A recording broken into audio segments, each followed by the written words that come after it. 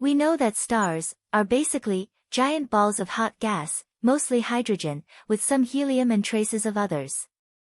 They burn that hydrogen and twinkle with the resultant energy. But the fact that is not widely known is that they are actually the first forges of material science. Yes, they are the kilns in which all the elements, heavier than hydrogen and helium, are made through nuclear fusion. At first, the star fuses hydrogen to helium to generate its energy. After fusing all its hydrogen, the star then starts to fuse helium to form progressively heavier elements until it makes iron. This fusion stops here because the energy required to further fuse iron is very high. So, the star runs out of the fusion energy and dies. The death of a star can be in many ways. Exploding supernova, white dwarfs, neutron stars etc. But the result always is that they overcome the energy barrier required to continue the nuclear fusion and thus form the rest of the elements that are heavier than iron.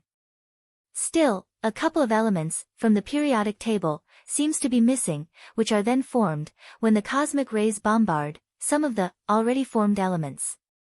As we can see, the birth, life, and death of every star creates and disseminates the elements throughout the universe. A cycle that began nearly 14 billion years ago and repeats continuously today.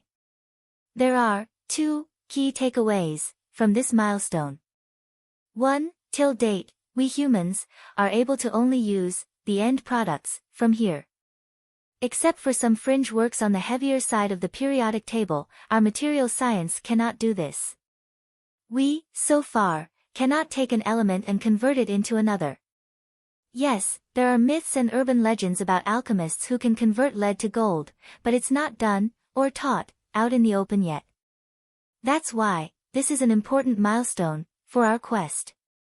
For example, today, we need lithium for our EV market to take off, right? So, what do? We go and look for mines of lithium. But we can't take hydrogen and synthesize lithium in a factory.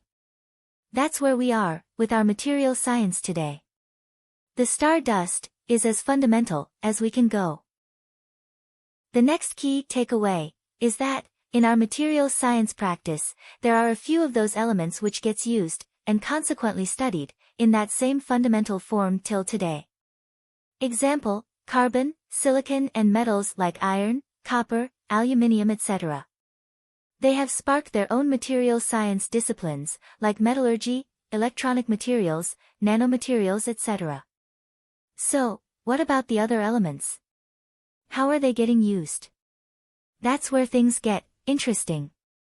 Remember the quote, a finite number of atomic building blocks coming together in infinite number of ways, from our previous video?